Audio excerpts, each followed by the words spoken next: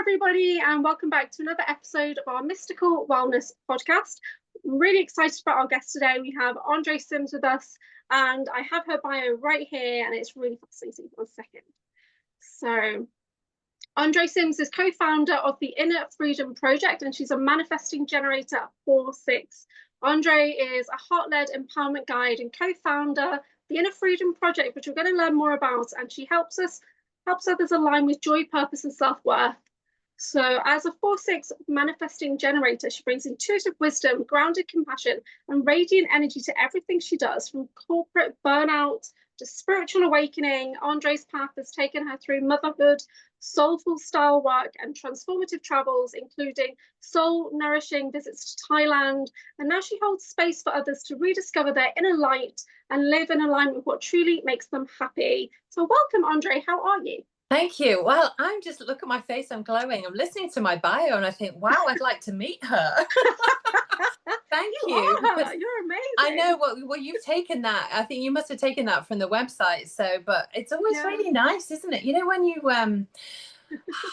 write your CV, like back in the day, do you remember back all those years ago, you used to write CVs and then you read it and you're like, I'm actually quite good, aren't I? Yeah, that was a little bit from the website and from your Instagram, and just doing a bit of having a look at what you've got going on there. That's really interesting. Tell us a bit about yourself. How did you get started on your spiritual journey? So my awakening, I think, to spirituality, that happened in lockdown. I think, there's a whole wave of us, and what I learned through lockdown is I am of the starseed generation. I was born at the end of the 60s. It was like the love generation, the freeness, the Beatles, all of that kind of stuff. And what I learned was I was a starseed. I was like, what the heck is one of those? Well, it's becoming very obvious now, isn't it, what a starseed is? But so I started.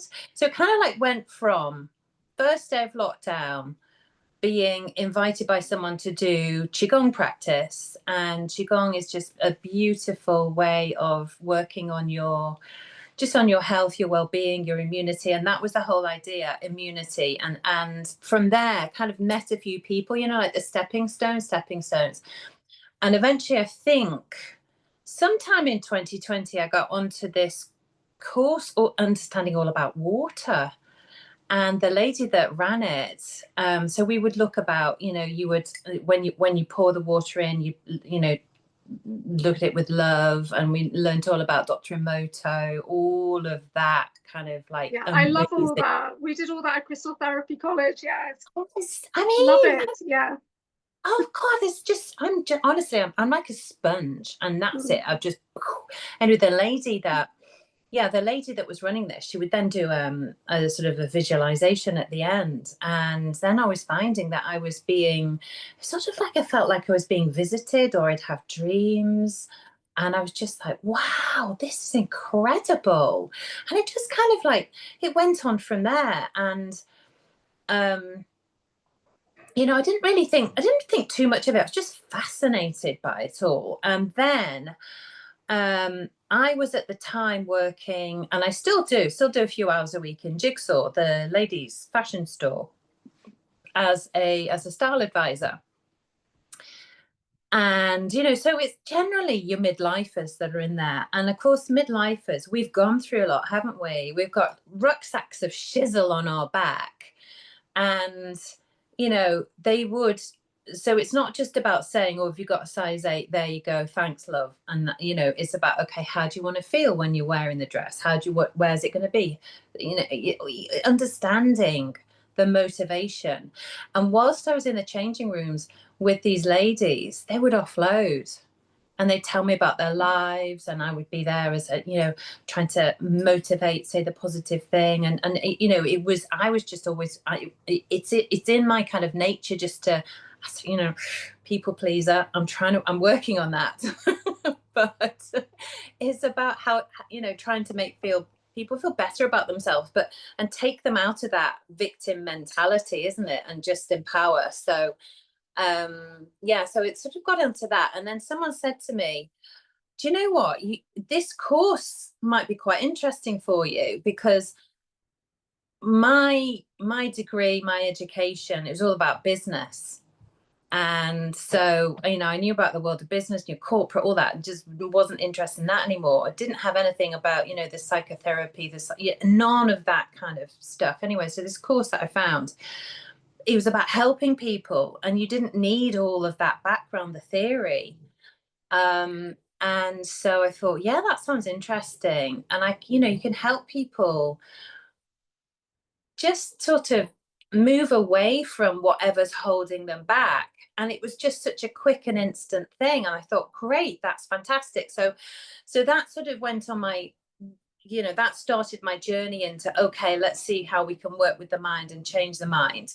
And then, of course, you can either choose to be very straight and scientific about it, or then you can choose to bring in their ancestors, their spirit guides, their team. And I learned a little bit of Reiki, and so started building it up that way. And then within the community that's in, there's people that were going on their spiritual path, and I'd be a guinea pig for them. So then all my gifts started to unlock, and it's just kind of, and as you introduced me as a manifesting generator, and that's my human design. It's a way of seeing yourself and seeing the world around you. And as a manifesting generator, yeah, I did have to look into that and see, what does that mean, this 4-6? Yeah, because that's quite interesting, because it's right there. And but that's kind of like the type of personality you have, a blend of opportunist and role model, is that right? That's it. Tell us about that. Yeah. So as a 4-6, I'm kind of like, and well, as a manifesting generator, I think, oh my goodness, that's really interesting, and I go, oh, that's really good. That's really good. And it's just about pivoting and changing your path. You don't necessarily always finish everything, but it's just about saying, I feel like that's me. I feel like that's me too. So I like everything, and I go down lots of different pathways, but I call it the mystical wellness path when I guide my clients. Because we try a bit of everything, and then we forge our own way. Through all the magic and the mystery and everything. Yeah. And that's also about the 6 energy that I've got, that you build up to be a 6. Yeah. So I'm seen by others as a 6, and that's kind of like the role model. I never, ever, ever saw myself as a role model until people kept saying, oh, Andree, you'd be good at meditation. I'd be like, that was in my early days. Oh, you'd be really, I was like, what the heck? I don't even really understand what meditation is, never mind giving it. But people see me as a role model, and you go through and you experience things through your life. Yeah. So they see me as that. My two parents are teachers. So I think maybe there's a bit of essence of that there. But the 4 energy is what I feel. The 4 energy is the opportunist, but it's about, it is about saying, oh my gosh, that looks good. But it's about community, and it's about meeting people. We met at a networking event. I love a woman's networking event is just brilliant, isn't it? Tea, coffee, chat. It's generally not my cup of tea, but I'm trying to put myself out there. Okay. And surprisingly, there was people I already knew at both of the events I went to, so that was quite comfortable. Once I get into a routine, I'm okay. I do a lot of public speaking, things like that, but I'm not good at mingling or talking about myself. Talk. Yeah, I'm not good at that. Yeah. So but you had a very striking presence. Just even in the cafe, you have a great presence, and that's why I wanted to get you on. Oh wow! I said, I mean, as a manifesting generator, we have.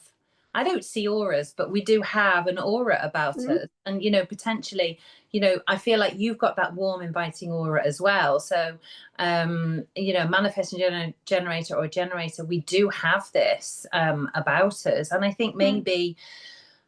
Maybe the work I've done, being a starseed light worker, maybe there's that, that energy, that the light that comes from within. the starseed's kind of my specialty. Do you kind of tell me all about it, because I'm just finding my way. Are you drawn to a particular lineage or anything like that with your starseed stuff? Because I do galactic work, so. Do you? Yeah. Well, I kind of flip around. I mean, I think we're probably made up from all. I mean, I went on one healing journey, and I was taken up by the Arcturians in a medibed. Oh, perfect. Yeah. And I was worked on there, you know. Yeah. Sometimes it's and someone says, oh, you've got Lemurian energy in you. Pleiadian. Yeah. No. All I kind of feel like is that during my life, you know, now I'm kind of like realizing, okay, we're here. This is our purpose. We're here to awaken, to guide, to be the bridge, to take others into wherever it is that we're going. But I can always remember as a small child, right up until even now, I'm always looking up at the sky. I'm always looking at the heavens, looking at the stars. And the more I think about it now, given that we are potentially waiting for this flash or something that's going to happen in the skies, I feel that my soul knows that. And my soul all throughout my life has been looking and waiting. I didn't know that, but my soul, you know, from looking for Father Christmas, for shooting stars, always up there, you know, and I'm always looking at the clouds or the non-clouds or whatever we've got in the sky, the birds. Yeah, the hidden ships, Yeah, you know, it's just, I'm always looking at the sky. So I feel that whatever is coming, I think there is going to be something happening in the skies. And that's why I kind of have that, that inside me. But I agree. You know, I think it's really interesting. And I do not know enough about, you know, I feel that as this manifesting generator, I've kind of like, oh, that's interesting. So I kind of feel like I'm almost like a jack of all, master of none. I wouldn't even say I'm a jack of all. I'm just have an interest in everything. I'm like a sponge, like an 8-year-old child. Oh, that was really interesting. I love Gaia TV. Oh my God, you know, what I'm gonna watch tonight. You know, it's just that's my preference over. I don't watch Gaia, but I am a moderator on the Typical Skeptic podcast in America. And I do shows on there as well. So that's my version of the Gaia. Oh, that sounds interesting. So I go on that a lot. And we have people from all over the world on that show. So it's not just about alien, ET or whatever. It's a bit of everything. So of course I bring in the mystical wellness onto that. We do readings and healings. But there's like we actually had somebody on there today who was a UK experiencer. But not my cup of tea, because I'm a UK experiencer and I didn't really gel with him. But that's my version of. So I'm watching Typical Skeptic podcast every day, probably like 4 hours a day, because you're on your Gaia TV. So I kind of steer away from the Gaia and I go with just the experiences coming on to the smaller podcasts. So what's an experiencer? So an experience is somebody like yourself who is, say, a starseed. You know you're a starseed, but you remember that you've had some kind of experience. So it could be when you're a child and you're starting to get those echoes of memory coming in, or it could be that you've seen something in meditation, like you went on that Arcturian healing bed on a ship. So that kind of makes you an experiencer. There's another side of things where it's a military abductee and things like that, which I also get into. And there's secret space programs and undersea programs and a lot of other weird stuff. But generally for starseeds, you know, everything that you said, the Palladian, I work with Palladian channels. I do identify as Atlantean and Lemurian and things like that. But I'm also working with my Arcturian aspects at the moment, my Arcturian guides and a version of me that's Arcturian and stuff like that. So so I would agree, but I'm also getting Lyran for you. You are a Lyran starseed, which is really old. That's very old, wise, which is amazing. But I'm getting a blue being. That's kind of cool. So I need to look up the Lyra. The Lyra. So some of them are like lion, like cat-like. So like a blue cat-like being. Oh, okay. I'll have a look at that. Oh, wow. I love that. But we are generally a mix of everything. And for people like us, it's so that we can communicate as ambassadors with so many different roles. So many different people. So that's perfect. You know, and one of the common themes throughout my life is I've loved to travel. I'd love to learn languages. Yeah. I just love that communication. And I think when I look, I was doing some kind of like some development on myself the other day, and I was writing through, okay, all throughout my life, what are the common themes? What are the common things that have happened to me, and what's built up? What do I like doing? What has, and it is a thing of, and it all sort of, I don't know, it just all seems to be building up to a point of, this is me and this is why I'm here. Yeah. So Yeah. tell us about when you went to Thailand, because I have also lived in Thailand for a while and stuff like that. What do you love about Thailand?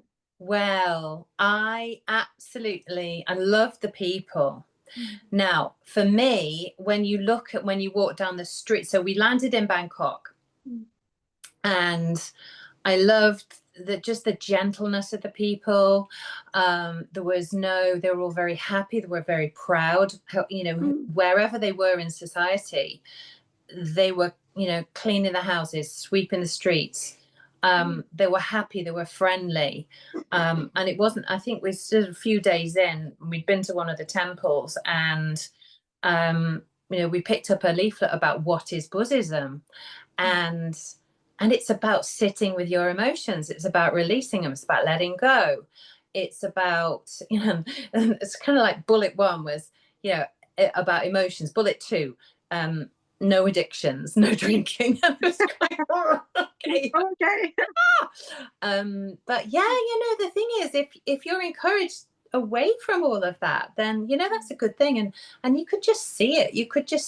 They were just very happy, lovely people. I thought what I did find in the temples was, you would have the big Buddha there, and you'd also have the picture of the king next to. The king was aligning with the Buddha, and it's like, worship Buddha, worship me. And it's not really my thing, that kind of. Yeah. They were very strict about their king. I mean, and I'm talking about the previous king years ago. Because even in the cinema, if you didn't stand for the king, you'd be arrested. I can imagine. Yeah, and things like that. So they're very, very proud of their family. Yeah. Yeah, but and we went to, so a few days later, we then went to Chiang Mai, and and it was Sunday evening around, I don't know if it's about 6 o'clock. I think they raised the flag, or there was some sort of stop in the street, and they either sang or I can't quite remember what it was, but there was some sort of ceremony for the flag. Yeah, very I found it slightly oppressive, for the fact that, you must do this. I don't know how much free will was involved. However, for something to work, there has to be rules and give and take. And, it's that thing, isn't it? Did you go on the mountain tour in Chiang Mai? Did you go to the villages? No, we didn't. No, we didn't have enough time there. And I think when we got there, the first day, we were sort of tired from Bangkok, so we just took our time. The following day, we went out. We went to the Happy Elephant Sanctuary, I think it was called. Okay. Happy Elephant, and that was just wonderful. Spending the whole day with the elephants. Yeah. Going in the river, washing them, learning to cook at lunch. We cooked our own lunch at lunchtime, pad thai. Oh, amazing. And the papaya salad. So that was beautiful. And just learning about, there weren't many of us on this tour, and it was just very much about the elephants and the rescue and stuff like that. So that was good. And then from Chiang Mai, we went to down to Phuket, and that was where I was taking part in a retreat and giving some of my the things that I do there. So I was doing breath work, and I was doing belief coding, emotion code. I did live in Phuket for a while. Bangkok's like my hometown kind of thing when I'm in Thailand. I did live in Phuket, in Patong, for more than 6 months. I was kind of working out there. So, I mean, all this traveling that you do, and your Instagram says Andree loves life. Yeah, that's me. Yeah, so that's kind of the energy that you're putting into all the work that you do, is to help people find that spirit It again. is. And as part of going back to, as I'm discovering myself through human design and the gene keys, which is a sort of a separate takeoff where you do your shadow work and work through all of that. My incarnation cross, which is sort of like the 70% of what makes me my purpose, is it's all about love. Wow. It's about love for self. It's about love for life. And I didn't know this until, I already had the Instagram Andree Loves Life. I was like, yes, I've already got it. So yeah, I love for life, love for the planet, love for humankind. So and that's it. It's just my joy, my love, my what's going on, and just seeing, just observing the planet really, and being immersed and taking part in it. Yeah. So how do you work out, can you do that for others, find out what kind of generator they are or whatever? Yeah, human design. So if you have a look at the website, so it's theinnerfreedomproject.com. On there you can find your own human design chart. So what you need is your date of birth, your place of birth, the time. No, right. So then that will then give you your profile. So yeah, and it's just a really interesting way of understanding yourself, and then that you get the penny drop of, oh, that's why.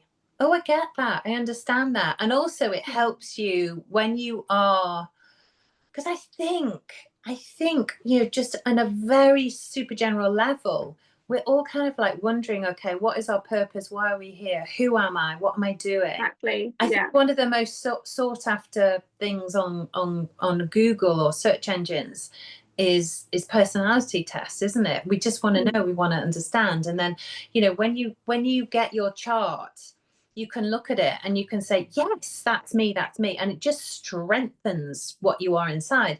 Some things you might think, oh, well, that's odd, I don't quite get that. But that potentially could be because you're a little bit out of alignment. It could be that conditioning, your family's always told you to be that way, or society's told you that way. So then it's about unlearning what those layers of conditioning have done to you, take them off, and then find yourself underneath. So yeah. That sounds amazing. The other thing is as well is that when you understand, so for example, for me, as a manifesting generator, I can get up in the morning, busy doing things, and my boys are still in bed. It's like 12 o'clock, they're still in bed. 2 o'clock, they're still in bed. What are they doing? And then there'll be a reason for them to get up, and then they'll be out. Well, they're projectors. Now, projectors don't have as much energy as manifesting generators. Right. So in fact, them staying in bed till all that time, it's kind of what I know in our world, it's not necessarily always that way, but that's why they're there. They don't just, they're just waiting. This makes sense, because so my husband and my son used to always sleep late, and whenever we go away on holiday, like to York, I'd be out the hotel at 7:30 in the morning, walking around the city, going to bakeries and everything, shopping, sightseeing, and they'd still be in bed till like 2 o'clock in the afternoon, and I'm just like, well, I've been up since 5 a.m. Like, what are you doing, guys? And it is, and now that I know that, I can allow, it's about accepting that, okay, that's how you are. And also when you understand the people that you work with, the people that you're around, when you see them react to things, or the way they some people have that gut instinct, and they'll, other people need, I need 24 hours to sit on things, in theory. I mean, I said yes to you straight away because I was like, yeah, that sounds interesting. But in theory, with my human design, I should have waited 24 hours and said, okay, yes. but yeah, it just really helps you understand who you are and give you confidence, because there is a thing, isn't there, that we're not always so confident in ourselves, in our being. And it takes the work, it takes the taking off the layers of conditioning, the things that have happened to us in our lives, to then be able to say, okay, this is me. And actually, do you know what? If you don't like me and who I am and what I am, my energy, that's fine. because plenty of other people out there. So, you know, it's just been about confidence in that and not having to put the mask on to fit in. Yeah. So I've just come from Glastonbury for a goddess conference, priestess circle, that kind of thing. And we had to lay down the things that you want to release. And when you ask the hard questions, for me, it was self-sabotage. That's the one thing I really needed to release to allow me to step into alignment. So how would you deal with that with your emotion coding and all this kind of stuff? So, okay, so self-sabotage, it's so what it is, it's like your subconscious. It's there to do a job. Your subconscious has a really big role to play to keep you safe. Now, there will have been something that happened to you earlier in your life where it wasn't so pleasant. You know, you can call it whatever you like, but it was, let's say it's a negative event. It wasn't very pleasant. And when we get to that point, so I would use kinesiology, muscle testing, and we'll get to that point. But using muscle testing, and we'll get to an age, and then I'll say, right, okay, so with the memory, and the memory will just pop up, okay, and something will have happened that wasn't particularly good around your discomfort, okay. And then so we'll go into that and we'll talk to the younger version of you with kindness, with love. We'll make her feel safe. You're there to help her. And then we'll say, right, okay, so given what you're feeling right now, how can we in this moment make you feel just a little bit better? And gradually, you know, you could be like a 0 out of 10, 0 feeling awful, 10 being amazing.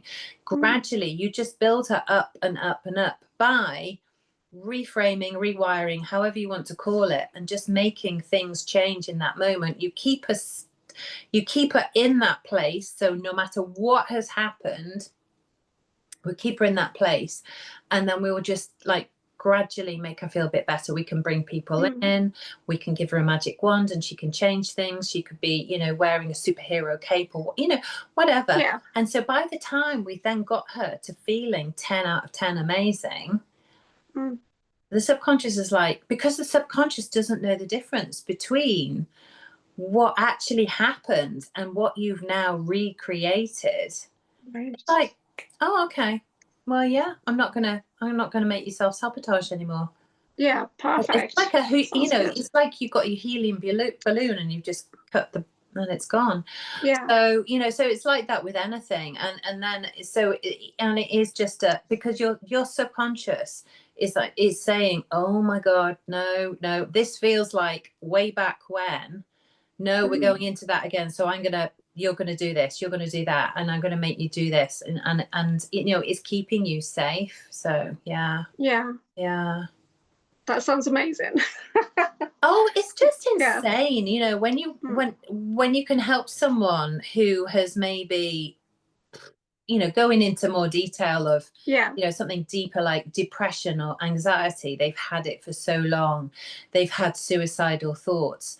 When you can take them back to the moment in time that takes them to that point where something happened and they've either forgotten about it or they didn't think it was such a big deal, but the subconscious did, that then took them to a point of suicide. They didn't know why they felt so unhappy, that maybe something happened and then they didn't commit, but then maybe they had depression for the rest, you know, until you get through that. It's I mean, you can work with pain in the body as well. So again, I see pain as it's an unheard emotion. Your subconscious is protecting you, but also it's kind of like the emotion inside is saying, you really need to listen to me, you really need to listen to me, you know. And then that could be like, you know, you've got a migraine coming on, you're too busy, you're running around, you whatever, and you get the migraine, and what you have to do, you have to stop, you have to go to bed and, you know, take yourself and it's that thing that the body is saying, no, slow down, listen to me. So it's for me it was both ankles. So I've had one surgery, I need a second surgery for the other ankle, but that pain in the ankles and the feet is stuck in a situation that I need to get out of. And so trying to tell me, but I couldn't make the changes when I needed to. So Oh, yeah, some pain for that now. I know. Well, you know what? I had a client, she wanted to cancel on me the other day. And she said, oh, you know, I'm feeling really tired. We all are at the minute, up and down Yeah. the energies, aren't we? And she didn't realize that. But and also, oh, my ankle's been really hurting recently and I don't know why. So I just said, you know what, if it doesn't feel right for you, that's fine, don't worry. And I went to my metaphysical book and I said, look, just take a read, just look at what the metaphysical book says about ankles, just go within and just see if anything resonates, treat yourself with love and kindness, and just, you know, see if anything resonates. She gets back to me, yeah, we need that appointment. So, it was, you know, yeah, obviously brilliant. something on there resonated for her, and she's like, yeah, actually, do you know what, yeah. But we don't, you know, unless you know this work, you don't, because we've been disconnected from all of this, haven't we? It's just, you know, it's take the drugs and just, you know, numb yourself out. And you know, obviously we do need the NHS, we do need our doctors, you know, and they do play a vital role. However, there are circumstances where, you know, actually we can go within and we can listen to our body and we can work with it. Yeah. So how do you help people who are looking to find their authentic self and step into their power? What can they do with you? Yeah, so well, I have a program which is called The Awakening, and it within that I look at the belief coding. So we go back and we look at what is it that's really, you know, we use the muscle testing to see, okay, what are the areas to work on. So we'll go in that and we'll do the belief coding there. Might do a little bit of emotion code as well. So emotion code isn't quite as deep, but we'll be reframing, rewiring, lifting off the emotions. And then I outsource Reiki. I have a friend who does amazing Reiki, and it's not just Reiki, but she sees the past lives and all of that amazing stuff as well.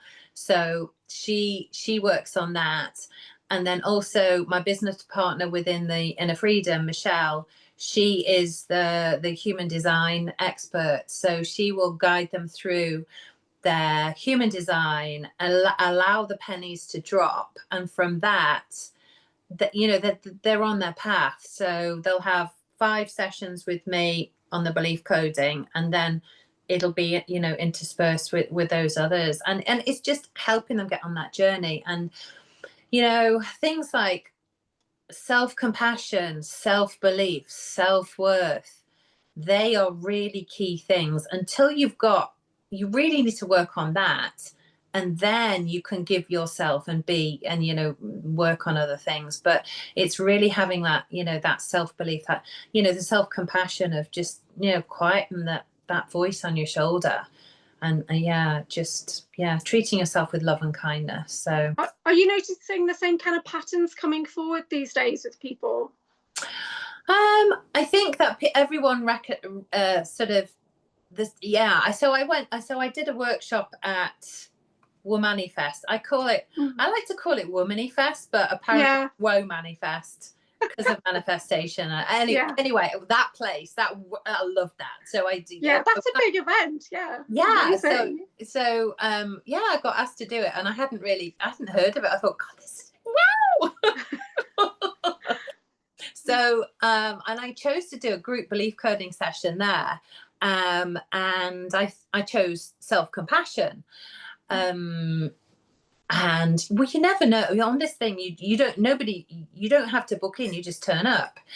And I thought, well, I wonder, you know, because there's other choices. You can be doing 5 or 6 other things at any one time, or equally, you could be swimming in the lake or having a cup of tea or something like that. So there's plenty of other options going on. And anyway, I thought, well, I've got a few friends, and you know, they'll come in, and that's fine. If only 2 people, 3 people come in, that's okay, because I can give them a really good session.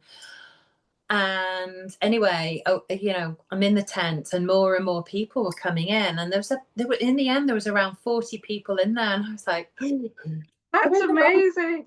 you know, what's it, the imposter syndrome got me Oh, for wow. about 30 seconds, and I was like, am I in the wrong tent?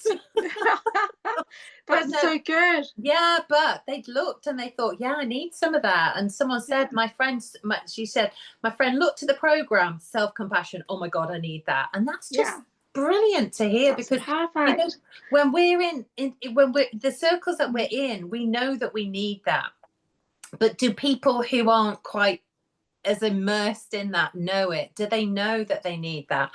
I don't know, but yeah, they do. They realize it, and that was just, it was incredible, and it was just so wonderful to feel the energy of the release, and just the, you know, the beautiful, just the beautiful energy in the room was lovely. So I really, really enjoyed that. I hope to be going back next year as well. Yeah, that sounds amazing. Because sometimes when you do these events, you never really know how many you're going to get, so you can't really plan. You just have to trust. And so I don't really prepare sometimes now when I do Mind Body Spirit Fires. I've got a general talk title, and I just turn up and I just allow it to flow through me now and see who's there or not. So sometimes it can be a lot, and other times just a little, and it'll be the perfect amount, won't it, at that time? And that's it. I think when you live by the flow of the universe, you trust that what arrives is right. And it definitely is that thing of just read the room, read the energy, and just go with the flow, isn't it? Yeah, that's amazing. Have you got any other programs coming up or anything that you want to promote while we're here? Oh, so I have got, I suppose what's coming up, I'm still, being a manifesting generator, I get together with people and say, yay, that sounds great, let's do it. So at another networking event, I have an event that's running on the Wirral at Monk's Cottage. Do you know Monk's Cottage? Isn't it great? Oh, yeah. It's not, I wouldn't be able to go there now because it's not very accessible, but it's a beautiful venue. Beautiful. I heard it last year, and we had the bell tent and everything. Oh wow. Yeah. And just the energy, the monks used to sing in there, and just, it's just such a gorgeous space, isn't it? So we've got a day event coming up there, and it's called Breathe, Believe, Belong. Lovely. And it really is. It's using breath work. It's using belief coding. There'll be some Drakey rum. Reiki drum. Love Reiki drum, yeah.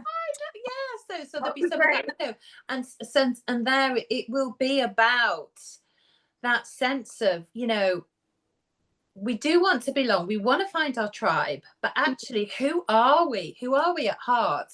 And when we know who we are, we can then find who we want to connect with. If we have to put a mask on to be in the group that, you know, is always, you know, one of my friends was talking the other day about, you know, she'd had a client come to her, and she said, I'm with those women on the football pitch, and they're always gossiping, and I feel that I always have to gossip with them, and I've decided I don't really like it. And you know, it's that thing of actually, you know, who is it that we want to be with, and you know, and for someone who wants to walk away from the toxicity in their life, be that so, you know, sometimes it's family, or a lot of the time it's family or friends, and you know, just walking away from that, and the people pleasing, who am I? Because you get to a point in life, and because you've had all of these different roles, like, who the heck am I? You know, when you've a lot of women, when they've had children, you know, it's like, oh God, I've lost myself. Yeah. You know, so I was doing some work with a psychic who was in America recently, and he connected into my energy, and he said, if I had to describe your life, and he doesn't know me, just connecting in distantly, he said, everybody wants a piece of you.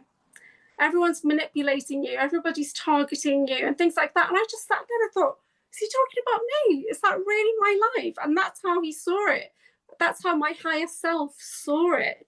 So it's just, I'm not sure who I am right now. If that's what my higher self is seeing, that I'm just being pulled in all these different directions. But the thing is as well, okay, so potentially potentially this is you as a manifesting generator. We are people pleasers. We have to learn, because, and I do it from a point of view of, I'm a fixer. I like to help people fix themselves, but then it's about, but so the people pleasing comes from keeping everyone happy. And so people will naturally come to you because of what you've done for people, because you do fix, because you do that. Now, you know, for example, maybe if you were a projector, you just say no, I'm not doing that. Because that's my son. That is my son. It's a hard no. I'm like, but that's my business. That's my business partner, Michelle. And I'm like, oh, I need to be more Michelle. You know, it's that thing. Just no. Whereas I'm like, oh, well, I'll see. Oh, I don't know. Maybe a week on Tuesday. No. It's just, and that's just a natural thing for her. Just no, that's going to take too much energy. That's not, no, I can't do that. It doesn't appeal. No. So, yeah. Wow. Yeah, that's amazing. Well, this has been so good. We want to have some private time with you. Let everybody know how they can find you, your website, your social media. Okay, all right. So my business is the Inner Freedom Project, all together, no underscores or anything like that. So that's on Instagram. I am on Facebook. It's not necessarily my playground, so it's the Inner Freedom Project as the sort of what do you call it, the group thing, or I can't remember. Yeah, Facebook. There you go. You can tell I'm not really. I am on there as Andrée Sims as well. That just gets copied through from my Andrée Loves Life. Yeah. And that is Andrée. I think that is Andrée_loves_life, and that's kind of, it's a bit more about my personal ventures, but then I do put, you know, I put some of the work stuff on there as well. And the website as well, so you can see more about what we do. But you know, it's just about I'm approachable. I'm a kind of like a go with the flow person, so I'm not a rigid kind of thing. You know, if people are interested in what I do, they can book a time session with me, and we can just work through it and just kind of see what's right in the moment, rather than saying got to do that. That's not me at all. So, you know, if you like that, there's plenty of other people that you can go and see. That sounds brilliant. So you've got your one-to-one sessions, you've got your group work and retreats. It sounds fantastic. Yeah. So I think that on all levels, you know, it's about we're here for the collective, aren't we? We're here to help others rise. And, you know, some people love doing the group work, but also, you know, there's an economic reason as well that people do group work. And there's and equally, you know, some people can afford to do the one-to-ones as well, or, you know, maybe more of the retreat and the day work. So for me, it's all about the level that you come in at. And then I feel good about giving you my energy at that point. And then equally, there'll be times where if I'm having a coffee with someone, or I meet someone and they're just feeling not great, or, you know, I'm just very happy then to help them in that moment. That's pro bono, whatever, you know, it's just a kind of like, for me, it's all about the energy, isn't it? Yeah. And that's where we're going. It's energy, and yes, we need it in the 3D world. We need the cash to survive, don't we? Oh, great. Yeah. Oh, well, this has been amazing. Thank you so much. Oh, you're welcome. Thank you.